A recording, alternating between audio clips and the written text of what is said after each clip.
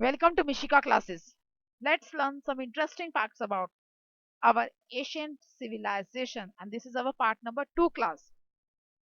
आज का हमारा टॉपिक क्या है? आज का टॉपिक क्या है? आज हम डिस्कस करेंगे कुछ इंटरेस्टिंग फैक्ट्स के बारे में, कुछ अननोन फैक्ट्स के बारे में और जो स्टूडेंट्स एसएसटी की तैयारी कर रहे हैं और एसएसटी ओलंपियाड एग्जाम्स की तैयारी कर रहे हैं उनके लिए ये फैक्ट्स जानने बहुत इंपॉर्टेंट है। ये olympiad exams point of view से बहुत ही ज्यादा इंपॉर्टेंट फैक्ट्स हैं and the topic is ancient civilization of the world. And this is our part number 2 class. In previous class, we have discussed the ancient civilization of India, and in today's class, we are going to discuss about the world. If you like the video, please like it, share it, and subscribe my channel. The first question is where is ancient Egypt civilization located? जो हमारी ancient Egypt civilisation है यानी कि Egypt की civilisation जो civilisation का basically मतलब क्या है जहां पर आबादी बसी थी मीन्स लोग जाके रहने लगे थे उस जगह को उन्होंने अपना घर बना लिया था वहां पर छोटी मोटी कोई मार्केट थी और भी पूरा का पूरा एक स्ट्रक्चर था जहां पर रह रहे थे जैसे पूरी कम्युनिटी सेटअप हुई that area is known as the civilization उसी को ही सिविलाइजेशन कहा जाता है। अब हम बात करें कि सबसे पुरानी जो इजिप्ट की सिविलाइजेशन की जो इजिप्ट के अंदर सिविलाइजेशन बसी थी वो किस जगह पर लोकेटेड थी कहां पर थी वो civilisation.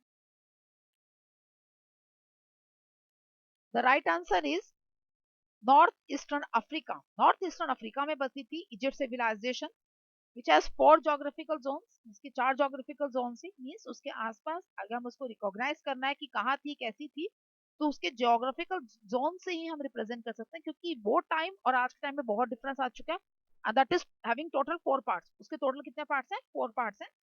The first is a delta, the second is a western desert, the third is eastern desert and the fourth is the river Nile Valley. 4 Jones कौन कौन से थे? पहला था डेल्टा, डेल्टास पता ही है किसे कहते हैं जहां पानी होता है मिट्टी होती है that is called a combination of delta. उसके बाद है वेस्टर्न डेजर्ट, वेस्ट में जो डेजर्ट थे ईस्ट पार्ट में डेजर्ट थे at the river Nile valley. River Nile जो थी तो उसके आसपास जरूर छोटी मोटी कोई वैलीज या कोई विलेज टाइप रहा होगा तो that is a river Nile valley. हर एक जोन का एक अपना नेचुरल एनवायरनमेंट था and that plays an important role to set up this Egyptian states और इजिप्ट सिविलाइजेशन। और इन चारों ही फैक्टर्स के जो इन्वायरमेंटल फैक्टर्स थे इन्होंने बहुत ही बड़ा रोल प्ले किया था ताकि वहां पर इजिप्ट सिविलाइजेशन सेटअप हो सके।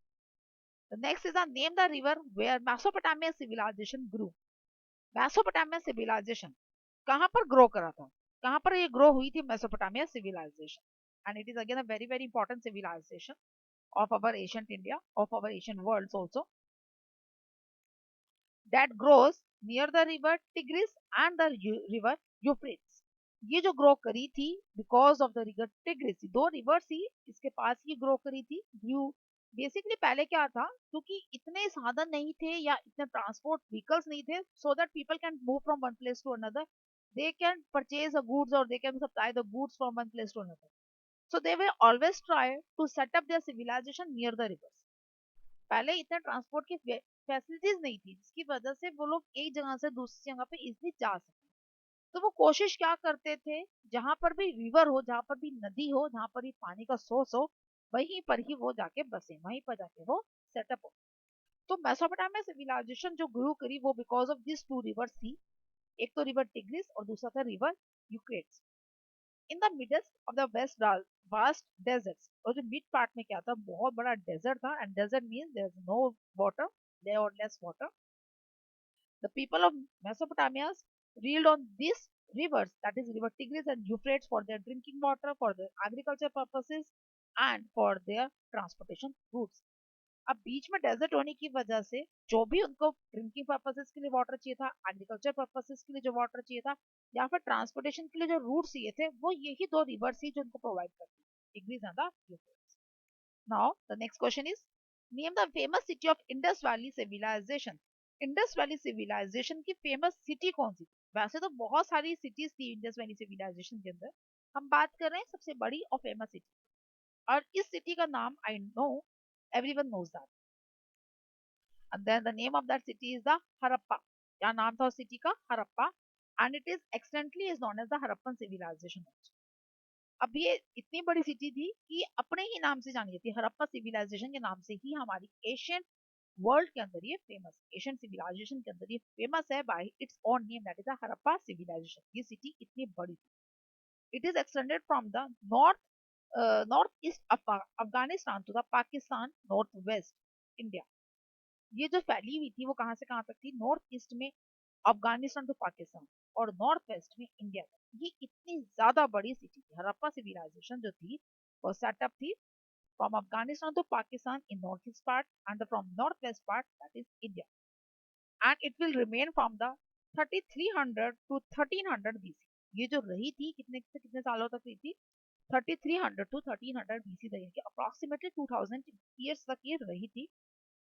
और इसके बाद जो सेकंड नंबर पे सिटी आती है of Indus valley civilization, that is a Mohenjodaro city, and the rest are the hundreds of more villages and the towns in the Indus Valley civilization, but they are very very small in size। Name the oldest known civilization, सबसे पुरानी civilisation कौन सी count होती है, कौन सी मानी जाती है सबसे पुरानी civilisation?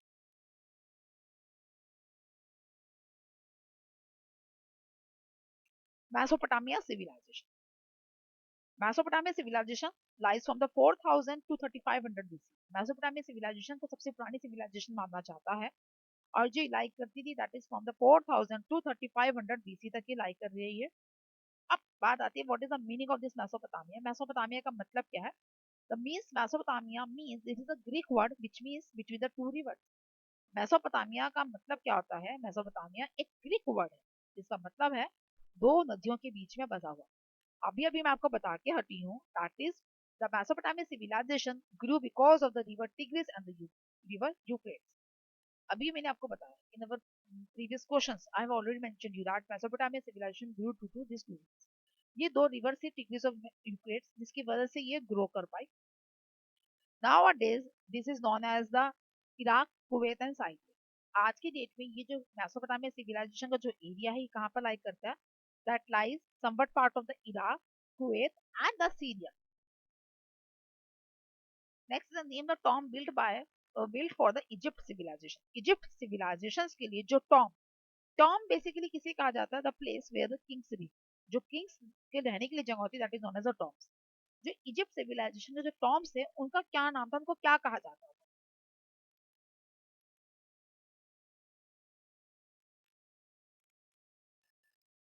The name is Mastapa। What is the name? Mastapa। Nowadays we are called a pyramids। आजकल हम इसको pyramids कहते हैं। At that time it is called as the Mastapa। Okay। So what is the meaning of Mastapa? Mastapa is an Arabic word which means bench। Mastapa एक Arabic word है जिसका मतलब होता है bench। It is a rectangular superstructure of the ancient Egypt tombs। ये rectangular shape का आता था और उसके बाद इसमें superstructures form किए जाते थे अलग अलग layers की form में with the mud bricks। Then फिर लेटर ऑन के उसके बाद स्टोन की लेयर होती थी, आफ्टर दैट स्लोपिंग वॉल्स होती थी, फ्लैट रूफ होती थी। कुछ इस तरह का ये स्ट्रक्चर होता था। And this is a place where the kings live and the age where the mastaba and the pyramids used for as the tombs for the Egypt civilization is the 2650 to 2150 BC। 2650 से 2150 तक BC तक यहाँ पर जो है वो लोग रहे थे। And it is approximately third to six density थी। In Mesopotamia civilization, who invented the wheel? Mesopotamia civilization is the oldest known civilization, as we all know that। हम सबको पता है मेसोपोटामिया सिविलाइजेशन जो है वो सबसे पुरानी सिविलाइजेशन है। अब सबसे पहले जो ट्रांसपोर्टेशन के लिए चीज इन्वेंट हुई दैट इज अ व्हील। तो मेसोपोटामिया सिविलाइजेशन में ही इसकी इन्वेंशन हो गई थी। तो वो लोग कौन थे जिन्होंने व्हील की इन्वेंशन की थी, उनको क्या कहा जाता है? That is called the Sumerians। What they called? They are called as Sumerians, and the place where they invented this wheel, the like near about Iraq। वो प्लेसेस आज जहाँ पर व्हील की इन्वेंशन हुई थी, आज हमारी जो कौन सी कंट्री वहाँ पे लाइक करती है that is Iraq. The today's आजकल इराक वहाँ पे लाइक करती है। At that time they use a rotating axle into the solid disc of wood. उस टाइम पर क्या करते थे, एक रोटेटिंग एक्सल लगा दिया जाता था, मतलब व्हील को लगाया जाता था बिटवीन द सॉलिड डिस्क का वुड, मतलब सॉलिड वुड का एक पीस लिया तो उसके बीच में लगा दिया जाता था। अप्रोक्सीमेटली 2000 BC की टाइम की बात है। And then they start making it hollow for make it lighter in. उसके बाद इसको हल्का बनाने के लिए क्या किया था, उसको बीच में से खोखला कर दिया था, खाली कर दिया था। And after on the later discoveries goes goes on gone and now the wheel was in front of you. आज का व्हील जो है इस तरह से इन्वेंशन है। पहले तो एक सॉलिड वुड लिया गया, उसके बीच में एक रोटेटिंग एक्सल लगाया गया जिससे वो व्हील बना। उसके बाद धीरे धीरे उसको होलो करा गया ताकि वो हल्का होता चला जाए, और आज का व्हील हम सबके सामने है। Next is who invented the earliest form of writing. अब राइटिंग किसने सबसे पहले किसने लिखनी शुरू की थी, किसने सबसे पहले राइटिंग की खोज की थी, मीन्स अब जो भी कोई चीज हम पढ़ते हैं, अब मैं आपको पढ़ा रही हूँ या मैं आपको बता रही हूँ कुछ, तो हाउ कम आई नो, मुझे कैसे पता चला? When I learn this things then I know this, come to know, जब मैंने इनको याद किया तभी मुझे इनके बारे में पता चला। I am from where I learn, मैंने कहाँ से लर्न किया? The books which I read, from there I will learn. जहां से मैंने इन बुक्स को में से पढ़ा, वहां से मैंने लर्न किया। तो बुक्स में क्या था, राइटिंग के फॉर्म में लिखा हुआ था, उसी को मैंने पढ़ के मुझे समझ में आया कि ये चीज यहाँ से मिलती है, इस चीज का ये मतलब था, then I come to know. तो सेम वो लिखने की जो प्रैक्टिस थी, अर्लीस्ट फॉर्म जो थी, सबसे पहले जिसने लिखा था, सबसे पहले जहां से लिखने की स्टार्टिंग करी गई थी, वो कौन लोग थे, कहाँ से इन्वेंशन हुई थी?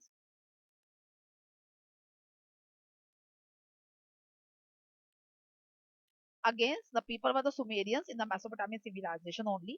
Mesopotamian civilization is the oldest civilization, और उसमें जो Sumerians थे उन्होंने ही इसकी इन्वेंशन करी गई थी। And for what they use it for the necessity of the trade and the communication. उन्होंने इसका यूज किसके लिए किया था? जब वो दूर जाते थे तो कम्युनिकेट करने में उनको इजी रहे, बताने में इजी रहे कि हमें कैसे टाइम लगेगा, क्या लगेगा। And second one for their trade, business के लिए उन्होंने इसका यूज किया। Sumerians were the people from which period Indus valley civilization belong. Indus valley civilization किस पीरियड से बिलोंग करता है, कौन सा पीरियड है जिसमें इंडस वैली सिविलाइजेशन लाइक है? And Indus valley civilization is very very important for the India, for the students who belongs from the India. India के लिए जो स्टूडेंट्स हैं, इंडिया ओलंपियाड के जो एग्जाम्स देते हैं बच्चे, उनके लिए बहुत important. That period is known as the bronze age period. उस पीरियड को क्या कहते हैं, ब्रॉन्ज एज पीरियड कहा जाता है। And this period lies from the 1300 to 1300 Indus valley civilization का जो पीरियड था, ब्रॉन्ज एज पीरियड था, वो 1300 से 1300 बीसी तक लाइक किया। एंड मेच्योरिटी जो थी वो 2600 से 1900 बीसी तक थी। Now what are hieroglyphs? Hieroglyphs किसे कहा जाता है?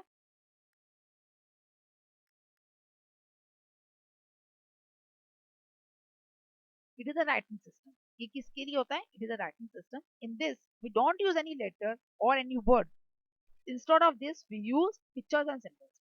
ये एक राइटिंग सिस्टम है जिसके अंदर लेटर्स का या वर्ड्स, जैसे हम यूज करते हैं, आजकल हम लिखने के लिए क्या यूज करते हैं, लेटर्स का या वर्ड्स का यूज होता है। कोई भी बात है, अभी जो पेज है, मतलब इसी फाइल की बात की जाए, मैं आपको जो बता रही हूँ through letters and through words ही मैं आपको बता रही हूँ सारी चीजें, ये वर्बली भी आपको बता रही हूँ। Then again I am using a words और letters. Okay, but in previous time we don't use these words and these letters for writing purposes, we use pictures and the symbols। उस time पर, पुराने time में क्या होता था, use करते थे वर्ड्स और लेटर्स की जगह पर पिक्चर्स और सिंबल्स का यूज किया जाता था। Egyptians were use this types of technique, Egyptians use करते थे इस टेक्निक को।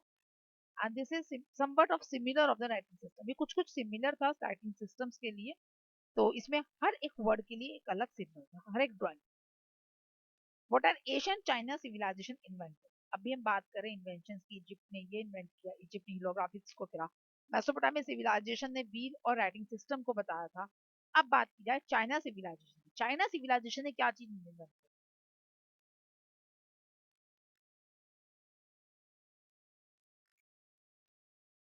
China civilization invented paper making, printing, gun powder, compass and silk. Astronomy also is a part of this Asian China civilization। Asian civil China civilization की अगर हम बात करें तो इसने बहुत सारी चीजें इन्वेंट की। जैसे सबसे पहले paper making, China was a first nation to invent paper. China पहला ही नेशन है जिसने पेपर को इन्वेंट किया था। और जो इसकी मॉडर्न सिविलाइजेशन की जो इन्वेंशन थी वो भी पेपर मेकिंग की चाइना से ही हुई थी। तो पहला जो सबसे बड़ा कॉन्ट्रीब्यूशन रहा that is the paper making. Next is printing, then gunpowder and then compass। These are the four main contribution given by the Asian China to us। ये एशियन चाइना ने जो हमें, rest are silk production and the astronomy. Silk production और astronomy भी Asian China civilization ने ही contribute किया और हम सबको दिया है। Next is during Greece civilization, which sea is connected the Greece with the outside world? Greece civilization में कौन सी सी, अभी आपको बताया ना वाटर रूट्स का यूज किया, तो कौन सी सी कनेक्ट करती थी ग्रीस को आउटसाइड वर्ल्ड से, बाहर की दुनिया से अगर लोगों को आना है जाना है तो कौन सी सी उसको लिए सपोर्ट करती थी? There are the three seas, the Aegean Sea, the Black Sea, and the Mediterranean Sea. These are the three seas: Aegean Sea, Mediterranean Sea, and the Black. These three seas connect the Greece from with the outside world. Greece को outside world से ये तीनों seas ही connect करती थी.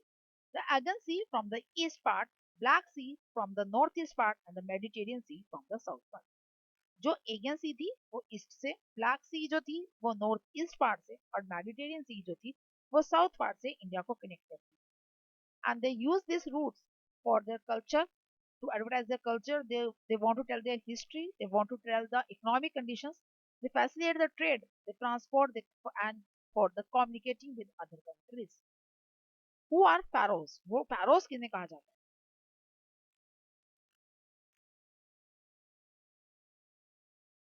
Pharaohs are the ancient Egyptian rulers. ये ancient Egyptian rulers से उन्हें कहा जाता है pharaohs. Basically, they are called as the king priest. इन्हें king priest भी कहते हैं because they divine to the god. वो बहुत ज्यादा ही भगवान को मानते हैं. They are intermediary between the gods and the Egyptians. एक तरह से जो पैरोस थे उनको इंटरमीडिएटर माना जाता था between the God and the Egypt. जो इजिप्ट के लोग थे उनके और भगवान के बीच में जो इंटरमीडिएटर का काम करते थे पैरोस, ऐसा उन लोगों का मानना. तो so they are called as the king priest also.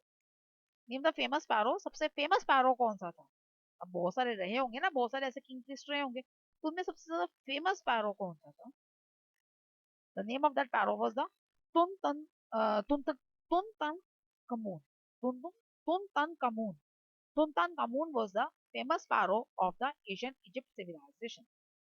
He was died at the 19 year of age, but because of the discovery of the tomb in 1920 by the Howard Center, he was become very famous. ये 19 years के ही थे जब ये famous हो गए. ये जो famous हुए थे ये किसकी वजह से हुए थे? जो इनका टॉम बना था 1922 में by the Howard crater. Howard crater ने इनका बनाया था. That reveals the unspoiled wealth, and when most of the tombs, the valleys of the kings has been plundered. Name the city that became the center of learning. कौन सी शहर ऐसा है जो centre of learning के लिए जाना जाता है?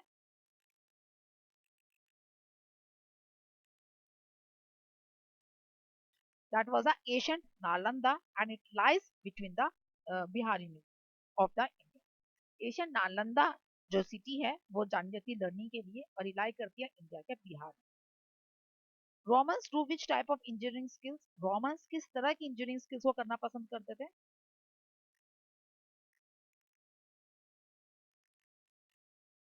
दे want they do the aqueducts. वैसे तो वो सभी चीजें रोड्स बिल्डिंग सब कुछ कंस्ट्रक्ट करते थे, बट देयर जो फेमस जो चीज थी उनकी that was the aqueduct. What is the aqueducts? Aqueducts help the city to provide the fresh water. Aqueducts की हेल्प से वो सिटी को फ्रेश वाटर प्रोवाइड करते थे. And this is the main thing which aqueducts do. Main काम यही था कि ड्रिंकिंग वाटर को पूरे शहर में दे दें. तो ये उनकी मेन इंजीनियरिंग स्किल थी. That's all for the today's class. Still you have any doubt, you can comment me, or you want to ask any type of Asian civilization question,